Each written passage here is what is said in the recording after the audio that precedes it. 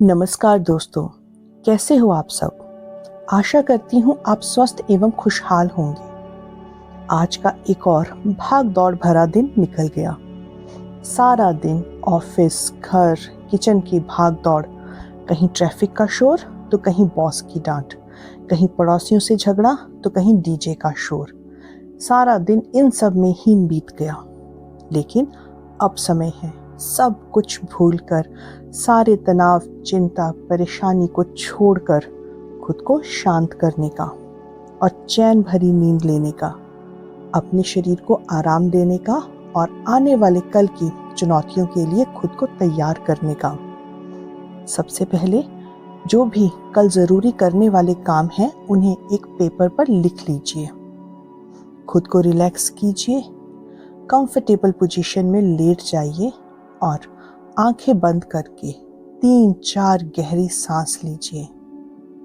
महसूस कीजिए कि उन सांसों के साथ सारा तनाव, सारी चिंता, सारी परेशानियां आपसे दूर जा रही हैं। अब रिलैक्स होकर आंखें बंद करके आज की कहानी सुनिए और गहरी नींद में खो जाइए। आज की कहानी हौसले से भरी एक ऐसी कहानी है जो हमें भी उम्मीद और आशाओं से भर देगी। तो चलिए कहानी शुरू करते हैं। मदन लाल जी कुछ हैरान, कुछ परेशान, कुछ घबराए हुए से बैठे थे। वे सख्ते में आ गए थे और पत्थर बन गए थे। घर के माहौल में एक ऐसी शांति थी जैसे कि भयंकर तूफान के बाद की शांति होती है, जो कि उन्हें खाए जा रही थी। वैसे घर में बहुत शोर था, बहुत रश था। दोपहर में पत्नी के भोग की रस्म करके वापस आए थे। सारे रिश्तेदार आए हुए थे। घर में गहमा गहमी मची हुई थी, सब तरफ भागम भाग थी। लेकिन मदन लाल जी के मन में एक गहरी शांति बसी हुई थी। शाम को दूर जाने वाले रिश्तेदार वापस जाने लगे थे। बचे हुए रिश्तेदार चाय के साथ बैठकर आईपीएल के मैच और मौसम के बारे में विचार विमर्श कर रहे थे। कुछ रिश्तेदार मदन लाल जी से बैठकर बात कर रहे थे कि आगे क्या करना है और कैसे करना है। इन्हीं सभी चर्चाओं के बीच में अचानक ही उनका छोटा बेटा बोल पड़ा, आप सब देख लो, जैसे भी करना है। मेरी कल दोपहर की फ्लाइट है, मुझे वापस जाना है। अब जो हो गया सो हो गया, उसे बदल तो नहीं सकते, लेकिन मुझे तो वापस जाना है काम पर। इससे ज़्यादा छुट्टियां मुझे नहीं मिल सकती। मेरे यहाँ बैठे रहने से माँ वापस तो नहीं आ जाएगी। मदन लाल जी के छोटे बेटे की बातें सुनकर सब लोग हैरानी से उसकी तरफ देखने लग गए। सबके मुंह खुले के खुले रह गए। मदन लाल जी की आंखें भर आई।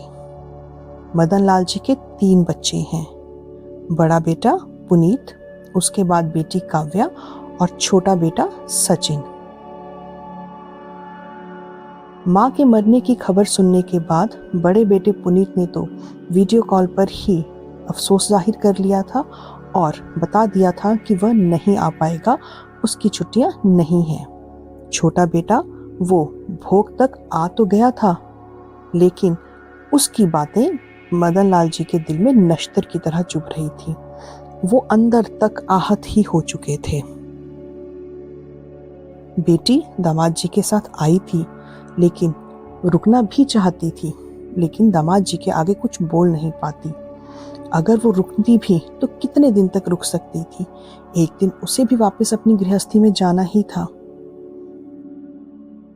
कुछ दिनों में सब रिश्तेदार चले गए। अब घर पर केवल मदन लाल जी और उनका नौकर मोहित ही रह गया था। उदासी से घिरे मदन लाल जी आज अपनी पत्नी को याद करते हुए कुछ लिखने बैठ गए। उनकी बूढ़ी आंखों से आंसुओं की 2 बूंदें अपने आप टपककर डायरी पर फैल गई। पवित्रा, तुम्हारे जाने के बाद मुझे कितना अकेलापन लग रहा है, यह तुम नहीं समझ सकती। मुझे अभी तक यकीन नहीं हो रहा है कि तुम मुझे छोड़कर ऐसे जा चुकी हो। तुम चली क्या गई? यह घर, यह आंगन, यह सामान, सब कुछ सूना हो गया है। मेरी तो दुनिया ही उजड़ गई है।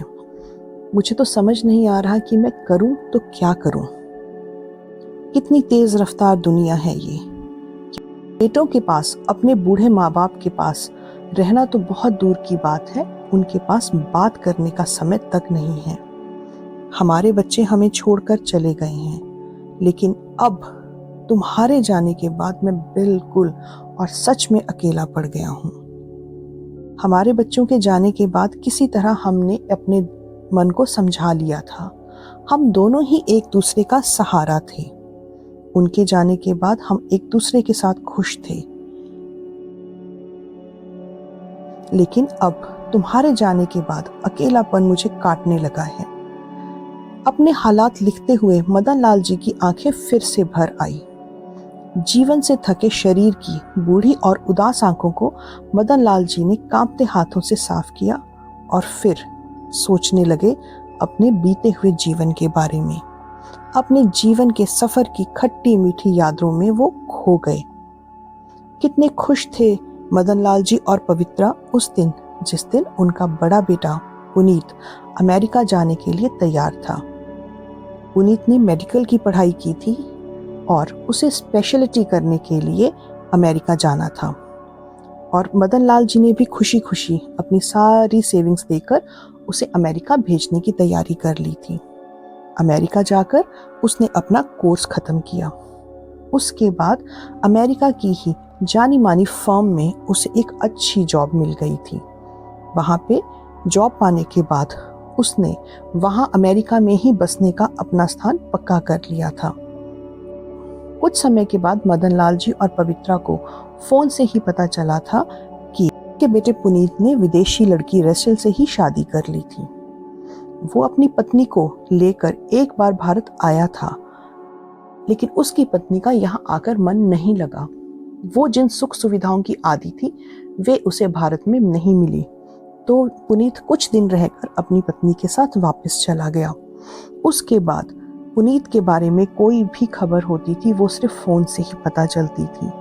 उसने गाड़ी ले ली थी, नया घर ले लिया था, पहले उसका एक बेटा हुआ और फिर उसकी एक बेटी हुई, लेकिन वो भारत दोबारा कभी अपने माँ बाप के पास नहीं आया। कभी कभार 2-4 महीने में फोन करके उनका हालचाल पूछ लेता था और अपनी खबर दे देता था। एक बार जब वो अमेरिका गया तो दोबारा लौटकर नहीं। पुनीत के अमेरिका में बसने के बाद उसकी शान शौकत देखकर मदन लाल जी के छोटा बेटा सचिन वह भी बाहर जाने की जिद करने लगा, लेकिन एक बेटे को भेजकर पछता रहे मदन लाल जी ने उसके विदेश जाने पर सहमति नहीं जताई थी। सचिन ने अपनी पसंद की लड़की से शादी की और दहेज के पैसों के साथ वह भी अमेरिका चला गया और वहीं व्यस्त हो गया। दोनों बेटे अपनी घर गृहस्थी में रम गए थे। बेटी की शादी उन्होंने पहले ही कर दी थी। वैसे तो वो यहीं भारत में ही रहती थी, लेकिन उसके ससुराल वाले काफी कंजर्वेटिव थे। उन्हें अपनी बहू का मायके जाना या उसके मायके वालों का उनके यहाँ आना कतई पसंद नहीं था। अब घर में केवल मदन लाल जी और उनकी पत्नी पवित्रा रह गए थे और उनके साथ था उनका नौकर मोहित। वे किसी प्रकार अपनी जीवन रूपी नाव की पतवार को संभाले हुए थे। वे दोनों आपस में ही खुश थे और अपना जीवन आनंदमय तरीके से व्यतीत कर रहे थे, लेकिन कभी कभी आराम और सहारे की तलाश करते वृद्ध दंपति अब यह सोचने लगे थे कि कहीं उन्होंने अपने बेटों को विदेश भेजकर कोई भारी भूल तो नहीं कर दी। कहीं न कहीं उनके मन में एक फांस सी थी। कुछ दिन ऐसे ही बीत गए। एक दिन पवित्रा जी रात को सोने गई और फिर कभी जाग ही नहीं सकी। वे सदा के लिए अपने पति और इस दुनिया को छोड़कर चली गई थी। पत्नी के चले जाने के बाद मदन लाल जी नितांत अकेले रह गए थे, यहाँ तक कि वो पूरी तरह से लाचार भी हो चुके थे। वो अपनी पत्नी पवित्रा पर पूरी तरह से निर्भर थे। उनके खाने पीने से लेकर दवाइयाँ, कपड़े, सब तरह की जिम्मेदारी, घर की पूरी जिम्मेदारी उनकी पत्नी पर ही थी। उन्होंने कभी भी घर की कोई जिम्मेदारी नहीं उठाई थी। उन्हें तो यह भी नहीं पता था कि घर का राशन कहाँ से आता है और कितना आता है। तो वो तो अपनी पत्नी के जाने के बाद बिल्कुल ही लाचार हो गए थे और टूट गए थे। हालांकि दोनों बेटों को उनकी माँ की मृत्यु की सूचना दी जा चुकी थी, लेकिन पहले दोनों बेटों ने ही जवाब दिया था कि पिताजी, हमारा आना अब संभव नहीं हो पाएगा। बड़ा बेटा तो आया ही नहीं था, छोटा बेटा आ तो गया था भोग तक, लेकिन वो भी अकेला। और आकर भी उसने जो बातें कही थी वो मदन लाल जी के दिल में नश्तर की तरह चुभ रही थी। बेटी को तो वो कुछ कह नहीं सकते थे क्योंकि उसकी अपनी घर गृहस्थी थी।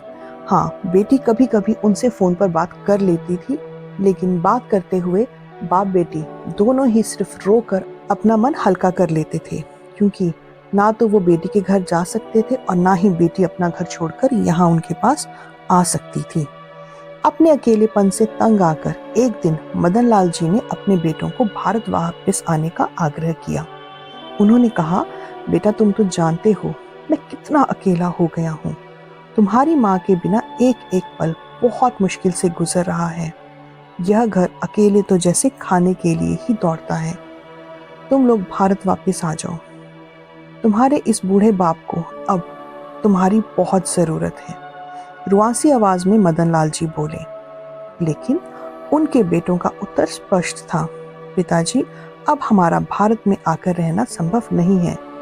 इस तरह का आधुनिक रहन सहन हमें वहाँ नहीं मिलेगा और ना ही हमें इतनी अच्छी जॉब मिलेगी। अब हमारे बच्चे भी वहाँ के वातावरण में एडजस्ट नहीं हो पाएंगे। मदन लाल जी समझ चुके थे कि उनके बेटे पाश्चात्य सुख सुविधाओं के मोह जाल में फंस चुके हैं और बहाने बना रहे हैं। वे अपने आप को पाश्चात्य रीति रिवाजों के अनुकूल ढाल चुके हैं। उनकी बातों में विवेक कम और झूठी प्रशंसा के तर्क अधिक थे। अपने बेटों की दलीलें सुनकर मदन लाल जी ने दोबारा किसी भी बेटे को वापस आने के लिए ना तो आग्रह किया और ना ही कोई जिद। उन्होंने अब चुप साध ली थी। कभी कभी बेटे फोन करते तो उनका हाल चाल पूछने की फॉर्मेलिटी से निभाकर फोन रख देते थे। धीरे धीरे कभी कभार आने वाले फोन भी आने बंद हो गए थे। बेटी का फोन यदा कदा आ जाता था, लेकिन वह भी सिर्फ मन मनोज कर रह जाती थी। कभी कभी मदन लाल जी जब अपने बेटों को फोन करते तो उन्हें एक ही जवाब मिलते, हम व्यस्त हैं, बाद में बात करेंगे। अब जिंदगी के कटु अनुभवों की धूल में स्वार्थी संतान की यादें धूमिल पड़ने लगी थी। हालात से समझौता करके वे एक बार फिर मन मारकर जीने लगे थे। समय इसी तरह अविरल गति से बहता रहा। एक दिन उनके दोस्त सुबोध जी, जो कि उनके बचपन के मित्र थे, उनके पास आकर बैठे हुए थे और उनका हालचाल पूछ रहे थे। तभी अचानक उनका बड़ा बेटा पुनीत बिना किसी सूचना के घर आ गया। वर्षों बाद अपने बेटे का मुंह देखकर मदन लाल जी का सारा गुस्सा पलक झपकते ही छू हो गया। सारे गिले शिकवे भूलकर उन्होंने अपने बेटे को सीने से लगा लिया। तू आ गया बेटा, कितने दिन कर दिए तूने अपने इस बूढ़े बाप से मिलने के लिए। कैसा है तू, ठीक तो है? तेरा काम घर कैसा चल रहा है? और तू अकेला क्यों आया है? बहू और बच्चों को क्यों नहीं लाया? मैं तो अपने पोता पोती को देखने के लिए तरस गया हूँ। पिता खुशी के मारे लगातार बोले जा रहे थे। थोड़ी देर बाद उनके बेटे ने कहा, पिताजी मैं आपको अपने साथ ले जाने के लिए आया हूँ। अब आप बाकी के बचे दिन अपने बच्चों के साथ गुजारेंगे, उनके पोते पोतियों के साथ खेलेंगे। बेटे ने कहा कि पिताजी आप एक काम कीजिए, आप दुकान और मकान बेच दीजिए, अब यहाँ रखा ही क्या है। सुबोध जी जो वहीं बैठे हुए थे वो उनकी सारी बातें सुन रहे थे। उन्होंने मदन लाल जी को सलाह दी कि इतनी जल्दी में अचानक से दुकानें और मकान बेचने से अच्छी कीमत नहीं मिल पाएगी। ऐसा करते हैं, आप लोग चले जाइए, मैं यहाँ पे खरीदार ढूंढता रहूंगा। जैसे ही कोई अच्छा सौदा होगा तो मैं उन्हें बता दूंगा। ये बात दीनानाथ जी को भी उचित लगी। दीनानाथ जी के पास 2 दुकानें और 1 मकान था। दोनों ही दुकानें काफ़ी अच्छे एरिया में थी और दोनों ही किराए पर चढ़ी हुई थी। मकान भी उन्होंने काफ़ी बड़ा बनाया था, यह सोचकर कि मदन लाल जी और पवित्रा हैं, उनके दोनों बेटे, आगे उनके परिवार सब एक साथ ही रहेंगे। तो यह सोचकर उन्होंने काफ़ी अच्छे एरिया में बहुत बड़ा मकान बनवाया था। लेकिन दोनों बेटों के विदेश जाने के बाद और बेटी की शादी के बाद उन्होंने मकान का काफ़ी सारा हिस्सा किराए पर दे दिया था। इन सब किरायों को मिलाकर उनकी अच्छी खासी आमदनी हो जाती थी।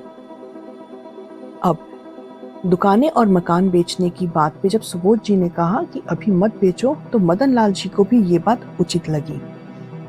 वैसे भी अपना पुश्तैनी मकान, जहां उनकी पत्नी की सुनहरी यादें बसी थी, उसे छोड़ने का उनका बिल्कुल भी मन नहीं था। तो उन्होंने भी सुबोध जी का ये बात मान ली कि कुछ दिनों के बाद हम दुकानें और मकान बेच देंगे। तब पुनीत बोला कि चाचा जी, आप एक काम कीजिए, आप मेरा अकाउंट नंबर लिख लीजिए, तब तक जो भी किराए के पैसे आते रहेंगे आप मेरे अकाउंट में भेजते रहिएगा। तब सुबोध जी की अनुभवी आंखें काफी कुछ समझने लगी थी। उन्होंने कहा, बेटा, हर महीने मैं तुम्हें किराया भेजूंगा, तो तुम्हें भी तो चार्जेस पे करने पड़ेंगे। ऐसा करना, तुम वहां जाना और वहां जाकर मदन लाल जी के साथ खुशी खुशी रहना। मैं तुम्हें 6 महीने के बाद किराया इकट्ठा ही भेज दूंगा। तब तक तुम मदन लाल का अकाउंट भी खुलवा लेना। मैं बल्कि पैसे सीधे मदन लाल के अकाउंट में ही भेज दूंगा, नहीं तो तुम्हें भी तो टैक्स वगैरह की टेंशन होगी। पुनीत ने मुंह बनाया लेकिन कहा कुछ नहीं। वो भी चुपचाप सुबोध जी की बात मान गया कि ठीक है, आप 6 महीने के बाद ही किराया भेज देना। वैसे मदन लाल जी का अपने घर को छोड़कर जाने का बिल्कुल भी मन नहीं था, लेकिन यहाँ अकेले वो रहते भी कैसे। तो उन्होंने अपने मकान को अपने विश्वास पात्र नौकर मोहित के हवाले कर दिया। दुकानों के किराए की जिम्मेदारी सुबोध जी को देकर मदन लाल जी एक दिन विदेश की उस भूमि पर सदा के लिए बसने के लिए आ गए, जिसके बारे में उन्होंने अब तक किताबों में ही पढ़ा था। शुरू शुरू में कुछ समय तो अच्छा बीता। उनके बेटा बहू उनकी ध्यान रखते थे, वे पोता पोती के साथ खेलते थे। लेकिन धीरे धीरे उनके सामने अपने बेटे की मीठी बातों के पीछे छिपे मंसूबे जाहिर हो गए। अब तो उन्हें अमेरिका में रहते हुए लगभग 5 महीने हो गए थे और उन 5 महीनों में उन्होंने क्या कुछ नहीं किया था। एक ऐसा इंसान जिसने भारत में रहते हुए कभी एक गिलास पानी लेकर खुद नहीं पिया था, वह इंसान अपने बच्चों के आदेश पर खाना भी बनाता था और उनके मेहमानों को पानी तक पिलाता था। अपने घर में रहते हुए कभी उन्होंने अलमारी से लेकर कपड़े खुद पहने नहीं थे और अमेरिका आकर बेटे के घर में नौकरों की तरह सारे कपड़े धो के, प्रेस करके, फोल्ड करके उन्हें अलमारी तक में वो आदमी लगाता था। इसके अलावा पुनीत के दोनों बच्चों की देखभाल, उनका कमरा ठीक करना, उन्हें स्कूल बस तक छोड़ने जाना और वापस लेकर आना अब मदन लाल जी के लिए आम बात हो चुकी थी। उस इंसान के लिए जिसने आज तक कभी अपने बच्चों को कभी ना स्कूल छोड़ा, ना उनकी तैयारी करवाई, ना उनका होमवर्क करवाया, क्योंकि उनकी पत्नी पवित्रा यह सारा काम बहुत ही बखूबी कर लेती थी। लेकिन अब मदन लाल जी के लिए यह सब बातें आम हो चुकी थी। जरूरत से अधिक काम करने और बढ़ती उम्र के हिसाब से शरीर पर अधिक भार पड़ने से मदन लाल जी अब बीमार रहने लगे थे। कुछ दिनों तक पुनीत ने उन्हें पेन किलर और घर में ही बुखार की दवाइयां दी, लेकिन धीरे धीरे उन बुखार की दवाइयों और पेन किलर्स ने असर दिखाना बंद कर दिया, क्योंकि ना तो उन्हें आराम मिलता था और ना ही उन्हें ढंग का खाना मिलता था। जो कुछ बचा खुचा होता वो खा लेते थे। हार कर जब उनकी तबीयत ठीक नहीं हुई तो पुनीत हार कर उन्हें डॉक्टर के पास ले गया।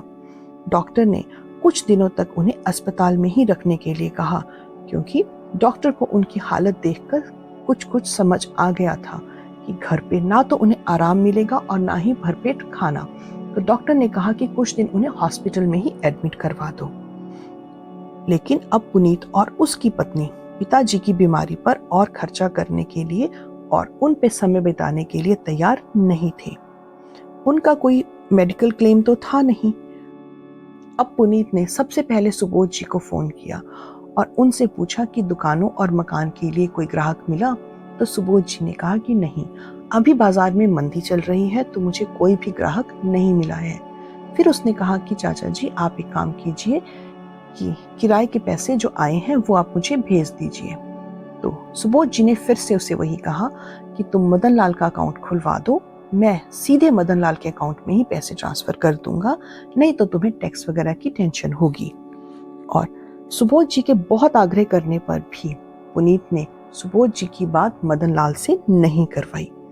अब एक रास्ता बंद होने के बाद आर्थिक सहायता के लिए पुनीत ने अमेरिका के सोशल सिक्योरिटी ऑफिस में जाकर एप्लीकेशन दी। तो वहां पर भी यह कहकर मना कर दिया गया कि यह सेवा केवल उन एनआरआईज के लिए उपलब्ध है जिन्होंने सोशल सिक्योरिटी नंबर के साथ 3 साल तक काम किया हो। यह पता चलने के बाद पुनीत और उसकी पत्नी सख्ते में आ गए। उन दोनों के मंसूबों पर तो पानी ही फिर गया, क्योंकि उन्होंने सोचा था कि पिताजी को अपने पास बुलाकर रखने से उन्हें एक साथ 3 फायदे होंगे। सबसे पहला, उनकी दुकानें और मकान बेचकर जो पैसे आएंगे उससे वो अमेरिका में और बड़ा घर ले लेंगे। दूसरा, उनके बच्चों को देखभाल करने के लिए फ्री में बेबी सिटर और घर के लिए फ्री में नौकर का अरेंज हो जाएगा। और तीसरा, सरकार के द्वारा मिलने वाली सोशल सिक्योरिटी की आर्थिक सहायता भी मिल जाएगी। अब पुनीत और उसकी पत्नी स्वयं को घाटे की स्थिति में पा रहे थे और उधर मदन लाल जी की बूढ़ी और अनुभवी आंखों ने भी अपने बहू और बेटे के बदलते स्वभाव को पहचान लिया था। वे समझ गए थे कि अब उनका अपने बेटे और बहू के घर में रहना उन दोनों के लिए बोझ बन चुका है। अब उन्हें समझ आने लगा था कि पुनीत का अचानक से भारत लौटकर आना और उन्हें अपने साथ अमेरिका ले जाना मात्र प्रेम और अपनत्व का एक छोटा दिखावा था। उन्हें अफसोस हो रहा था कि ये बात सुबोध जी को उस समय समझ आ गई थी, लेकिन उन्हें क्यों नहीं आई।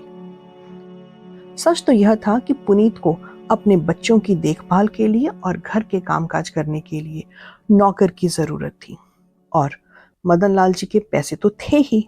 और अब जब वे बीमार रहने लगे हैं तो बूढ़े और लाचार बाप बेटे और बहू के लिए बोझ बन चुके हैं। उधर सुबोध जी पैसे देने के लिए भी तैयार नहीं थे। एक दिन मदन लाल जी ने पुनीत से कहा, बेटा, अब मेरा यहाँ रहने का कोई मतलब तो नहीं निकलता है। बेहतर होगा कि तुम मुझे भारत भेजने का प्रबंध कर दो। मैं वहां अपने घर में अपनी पत्नी की यादों के साथ ही अपना जीवन बिता लूंगा। यह सुनना ही था कि पुनीत गुस्से में आ गया और बहू, उसका तो पारा 7वें आसमान पर चढ़ गया। वह चिल्लाकर बोली, क्या समझ रखा है आपने हमें? कोई कुबेर का खजाना नहीं है हमारे पास कि जब चाहो जितना खर्च कर लो। हवाई जहाज का टिकट कितने का आता है आपको पता भी है? कहां से आएगा इतना सारा पैसा? अब आपके लिए क्या हम खुद को ही बेच दें? अपने बेटे के सामने बहू से ऐसी बातें सुनकर मदन लाल जी अवाक रह गए। उनके लिए तो स्वयं को जमीन में गड़ने जैसी स्थिति में पा रहे थे। और फिर पुनीत की तरफ देखते हुए बोले कि एक काम करो, तुम मुझे छोटे बेटे सचिन के घर ही भेज दो, कम से कम तुम पर तो ज्यादा भार नहीं पड़ेगा। यह बात सुनकर पुनीत आग बबूला हो गया और अपनी पत्नी से भी ज्यादा झुंझलाता हुआ बोला, मैंने किया था सचिन को फोन, लेकिन सचिन और उसकी पत्नी दोनों में से कोई भी आपको रखने के लिए तैयार नहीं है। उनका कहना था कि आपको मैं ही लेकर आया हूं, तो इस मुसीबत को केवल मैं ही भुगत। पुनीत के मुंह से ऐसी बातें सुनकर मदन लाल जी अपना माथा पीटने लगे थे। वे समझ गए थे कि किसी को उनसे कोई सरोकार नहीं है। फिर वह उस घड़ी को कोसने लगे जब अपने बेटे की बातों में आकर उन्होंने अपना देश छोड़ दिया था। लेकिन अब वे कर भी क्या सकते थे? स्वयं को पूरी तरह हालात के हवाले छोड़ना ही एकमात्र रास्ता था उनके पास। लेकिन अब मदन लाल जी बहू की आंखों में खटकने लगे थे। आते जाते वह उन्हें तिरछी नजरों से देखती रहती थी। जब बहू के सब्र का बांध टूट गया तो एक दिन उसने मदन लाल जी से कहा कि बाबूजी, आप घर पर बैठे बैठे बोर हो गए होंगे, चलिए हम बाहर चलते हैं, मुझे कुछ कपड़े भी लेने हैं बच्चों के लिए।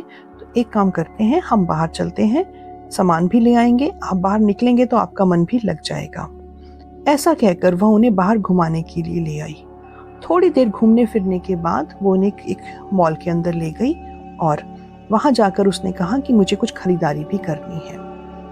जैसे ही वह दुकान की तरफ बढ़ने लगे तो बहू अचानक से बोली कि बाबूजी, मुझे लग रहा है कि मैं अपना क्रेडिट कार्ड गाड़ी में ही भूल आई हूँ। आप एक काम कीजिए, मुझे सारी पेमेंट कार्ड से ही करनी है, आप यहाँ बैठिए, मेरा इंतजार कीजिए, मैं कुछ देर में अपना कार्ड गाड़ी से लेकर आती हूँ। इतना कहकर पुनीत की पत्नी मॉल से बाहर निकल गई और फिर कभी भी उनके पास वापस नहीं आई। बेचारे मदन लाल जी अकेले ही मॉल का एक एक कोना घूमकर थक गए थे और जब उनसे कुछ भी ना बन पाया तो थक हार कर मॉल के पास पड़ी एक बेंच पर बैठकर अपने बहू के वापस आने का इंतजार करने लगे। इस प्रकार प्रतीक्षा करते करते भूखे प्यासे बैठे बैठे उन्हें शाम हो गई। अंग्रेजी तो उन्हें आती ही नहीं थी, किसी को अपना दुख बताते भी तो कैसे। पैसे वो उनके पास थे नहीं। सोचा कि किसी से फोन लेकर अपने बेटे को फोन ही कर ले, लेकिन उनके पास तो अपने बेटे का फोन नंबर भी नहीं था। उन्हें कभी भी यह बात सोची ही नहीं थी कि एक दिन ऐसी नौबत भी आ सकती है। उन्हें वहीं बैठे बैठे रात हो आई और कुछ देर में मॉल बंद होने का समय आ गया। अब मदन लाल जी के मन में जो आशंका चल रही थी वह यकीन में बदलने लगी कि उन्हें यहाँ संयोग से नहीं छोड़ा गया है, बल्कि जानबूझकर अकेला छोड़ दिया गया है। उनका अपना ही खून उनके साथ ऐसा करेगा, यह सोच सोचकर फूट फूट कर रो पड़े। आते जाते कुछ लोगों ने उनकी इस हालत को देखा और समझा। उनसे बात करने की भी कोशिश की, लेकिन उन्हें हिंदी नहीं आती थी और मदन लाल जी को इंग्लिश नहीं आती थी। ना ही उन्हें घर का एड्रेस पता था और ना ही अपने बेटे का फोन नंबर। तो वो उन्हें समझाते भी तो क्या समझाते। हाँ, लोगों ने उन्हें कुछ खाने के लिए दे दिया था और कुछ पैसे भी दे दिए थे, लेकिन उससे ज्यादा तो उनकी मदद कोई भी नहीं कर पाता। अब मदन लाल जी उठकर अनजान सड़क पर धीरे धीरे चलने लगे। चलते चलते उन्हें सामने एक गुरुद्वारा दिखाई दिया। अनजान देश में अनजान लोगों के बीच में खुद को अकेला महसूस करते हुए मदन लाल जी ने जैसे ही गुरुद्वारे की तरफ देखा तो उन्हें एक अपनेपन का सा एहसास हुआ। बाबा जी के सामने बैठकर खूब रोए और पूछने लगे कि आखिर उन्होंने ऐसे कौन से कर्म किए थे जो आज उन्हें यह दिन देखना पड़ रहा है। सड़कों पर इस तरह भूखे प्यासे मारे मारे फिरना पड़ रहा है। वे वहीं पे निढाल हुए से पड़े रहे। जब गुरुद्वारा बंद करने का समय आया तो बाबा जी की नजर उन पर पड़ी। बाबा जी उनके पास आकर बैठ गए और उनसे पूछने लगे कि क्या हुआ, आप क्यों रो रहे हो। अनजान देश में किसी के मुंह से अपनी भाषा में हमदर्दी भरे शब्द सुनकर मदन लाल जी और भी जोर से रोने लगे। अब बाबा जी समझ गए कि यह बुजुर्ग अपने बच्चों से दूर हो गए हैं। सबसे पहले बाबा जी ने मदन लाल जी को कुछ खिलाया और फिर उनसे उनकी परिस्थिति के बारे में पता किया, लेकिन मदन लाल जी को तो ना अपने बेटे के घर का पता मालूम था और ना ही कोई फोन नंबर।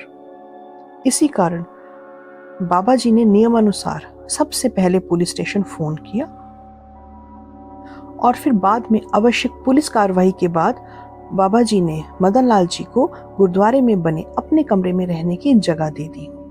जब मदन लाल जी कुछ सहज हुए तो बाबा जी ने उनसे पूछा कि वे यहाँ कैसे पहुंचे। तब मदन लाल जी ने उन्हें सब हालात बयां किए। इस पर बाबा जी ने कहा कि अंकल जी, आप बुरा न माने तो एक बात कहूँ, ऐसी घटनाएं यहाँ रोज होती हैं। बेटे बहू अपने बूढ़े माँ बाप को नौकर बनाकर भारत से यहाँ ले आते हैं, लेकिन उन्हें अपने पास तब तक ही रखते हैं जब तक या तो उनकी सेहत ठीक रहती है या तो उनके पास पैसा रहता है। लेकिन जैसे ही उन पर बुजुर्गों की बीमारी का खर्चा पड़ने लगता है, वे उन्हें बोझ समझकर इसी तरह बेघर कर देते हैं। बाबा जी की बात सुनकर मदन लाल जी की आंखें फटी की फटी रह गई। वे उस समय को कोसने लगे जब उन्होंने अपने बेटे के साथ विदेश चलने के लिए सहमति जताई थी। वे पूरी तरह से टूट चुके थे। अगले ही दिन पुलिस ने मॉल के सीसीटीवी कैमरे से उनकी बहू की पहचान कर ली और उनके बेटे के घर का पता ढूंढ निकाला। लेकिन मदन लाल जी ने उनके पास वापस जाने से साफ इनकार कर दिया। वे भारत वापस जाना चाहते थे, लेकिन टिकट खरीदने के लिए उनके पास पैसे नहीं थे। बाबा जी से फोन लेकर उन्होंने अपने दोस्त सुबोध जी को फोन लगाया, लेकिन उनका फोन नहीं लग रहा था। बहुत कोशिश करने के बाद भी जब सुबोध जी का फोन नहीं लगा तो मदन लाल जी ने अपने नौकर मोहित को फोन किया। मोहित ने जैसे ही फोन उठाया तो मदन लाल जी का हाल चाल पूछने लगा। आप कैसे हो बाबूजी? तबीयत तो ठीक रहती है ना आपकी? आपकी बहुत याद आती है, लेकिन लगता है आप वहां जाकर मुझे भूल गए। एक बार भी फोन करके मेरा हालचाल आपने नहीं पूछा। मोहित के मुंह से प्यार भरे शब्द सुनकर उनकी आंखें आंसुओं से सरोवर हो गई। उन्होंने उसे अपना हाल कह सुनाया और उसे कहा कि वह सुबोध जी से मिलकर टिकट के पैसों का इंतजाम करे और उसे भेज दे। मोहित ने जब मदन लाल जी की यह हालत सुनी तो वह स्तब्ध रह गया। उनका हाल जानकर वो हैरान रह गया। सोचने लगा कि माँ जी के होते हुए बाबूजी पर कभी दुख की आंच न आती थी, और ऐसा भला इंसान जिसने आज तक सबकी केवल मदद की है, वो आज इस हालात में है, वो भी बेगानी धरती पर, और अपने ही बेटों के हाथों परेशान जीने के लिए मजबूर है। उसने मदन लाल जी की मदद करने की सोची और भागकर सुबोध जी के घर गया। वहां जाकर पता चला कि सुबोध जी तो 4 धाम की यात्रा पर गए हुए हैं और 10 दिनों के बाद वापस आएंगे, इसीलिए उनका फोन भी बंद आ रहा था। अब मोहित सोचने लगा कि क्या करे। वो 10 दिन तक सुबोध जी का इंतजार करता। जब सुबोध जी 10 दिन के बाद यात्रा से वापस आते, उसके बाद मदन लाल जी को पैसे भेजने, उनके टिकट लेने और उनके वापस आने तक कम से कम 20-25 दिन और लग जाते। वो बाबूजी को अब और कष्ट में नहीं देख सकता था। वो याद करने लगा कि मदन लाल जी ने मेरी बहुत मदद की थी। जब मेरी बहन की शादी थी और मेरे पिताजी बीमार थे, तो उस समय सारा का सारा खर्चा, शादी का सारा खर्चा और पिताजी के इलाज का सारा खर्चा मदन लाल जी ने ही उठाया था। और जब मोहित ने पैसे वापस देने चाहे थे तो उन्होंने एक भी पैसा नहीं लिया था। मदन लाल जी थे ही ऐसे, वो सबकी मदद करते थे, लेकिन बदले में कुछ भी उम्मीद नहीं रखते थे। और ऐसे इंसान का ऐसी बुरी हालात में जीना मोहित से बर्दाश्त नहीं हो रहा था। लेकिन आज उसके पास मौका था। उसके पास मौका था अपने एहसान को चुकाने का, और उसने सोचा कि समय आ गया है। यह सोचकर मोहित ने उनकी मदद करने की ठान ली और जैसे तैसे करके 3 दिन के भीतर ही उनके बताए अकाउंट में पैसे पहुंचा दिए गए, और 10 दिन के भीतर मदन लाल जी भी वापस भारत पहुंच गए। घर पहुंचकर वे मोहित से मिलकर बहुत रोए और उन्होंने बताया कि किस तरह विदेशी धरती पर पल पल काटना उनके लिए दूभर हो रहा था। जिन बच्चों को सारी उम्र पाल पोस कर इतना बड़ा बनाया, अपने पैरों पर खड़ा करवाया, आज उन्हीं बच्चों के लिए वो बोझ बन गए थे। अपने आप को संभाल कर 1-2 दिन आराम करके वे मदन लाल जी सुबोध जी का शुक्रिया अदा करने के लिए उनके घर पहुंचे। तब तक सुबोध जी भी 4 धाम की यात्रा से वापस आ गए थे। दोनों दोस्तों ने बैठ के जब बातचीत की तो सुबोध जी को सारी बातों की जानकारी मिली। उन्होंने कहा था, मुझे तो पहले ही अंदेशा हो गया था, इसीलिए मैंने दुकानें और मकान नहीं बिकने दिए और ना ही आपके किराए के पैसे आपके बेटे को दिए। आपके पैसे मेरे पास सुरक्षित हैं, जब चाहे आप मेरे से अपने पैसे ले सकते हैं।